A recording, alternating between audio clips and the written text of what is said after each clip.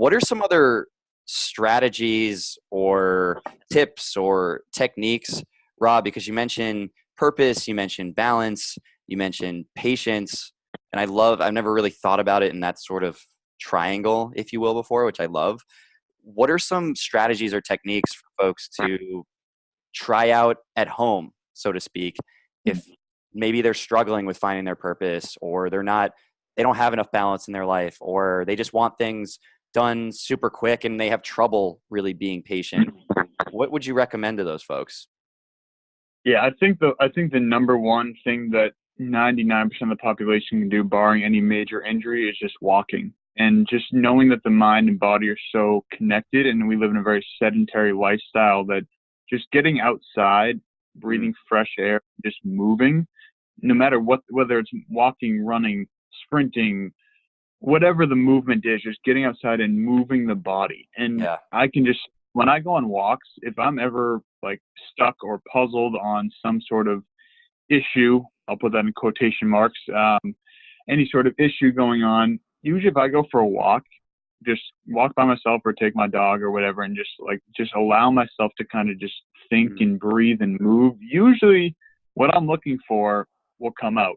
I'll kind of find that answer just by moving. Yeah. And then if I don't, the next thing is I'll go to meditation. And meditation is kind of, again, a still mind is a still body. So by just being still, it kind of quiets the mind. And obviously there's many different ways to meditate, and meditation is a skill, which that's the one thing I always emphasize to people when I'm teaching the classes on meditation, is it's not something that you just can do or you can't. Like, people say I can't meditate. It's like, because you haven't tried. And it's a skill, just like learning guitar. You can't expect to pick up a guitar and be able to play the best song instantly. And I do have some guided meditations on my YouTube channel if anyone wants to check those out. It's like I have a 17-minute one up there. I'm going to be putting up another one this week. Awesome. So there's a lot of ways, and I do teach classes if anyone is in the Boston area.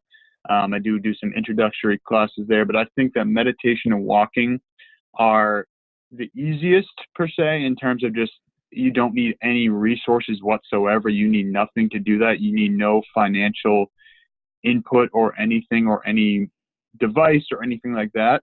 So I'd say those two kind of to start. And then the next one I'd say is journaling, or even writing. One of my clients, he said he likes to write poems, and that's his expressive way of writing. And for me, I have a journal, and I like to write my thoughts, especially if I had a great day. I like to write the things I'm grateful for. Yep. Or if I had a tough day, I'll write the things like, why did this happen? Like, why did I react this way, or whatever it may be.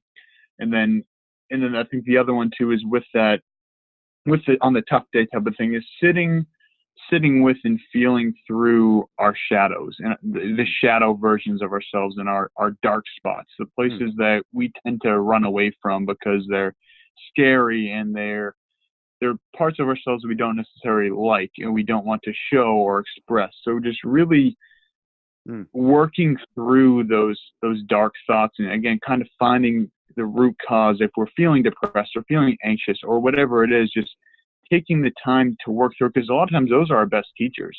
Like we usually learn more from our mistakes, and we learn more from the moments that are not as pleasant than we do the pleasant ones. And I think that by being able to go into these areas that are uncomfortable, we grow substantially, just because we know we can conquer these things. And rather than letting our thoughts control us, we can really work through a lot of these things, I think a lot of us have been conditioned to really cover up and avoid pain, whether it be through pharmaceuticals, the Band-Aid approach. You don't treat the root cause. So I think really finding our root cause and working through it is very powerful, and has definitely transformed my life in terms of just relationships with people, where I found, like, if I was passive aggressive type of thing, or I was kind of reactive, like, I can really kind of find out why and avoid that in the future. So yeah, the long answer to your question: journaling, meditation, walking, and then dealing with and working through the shadows.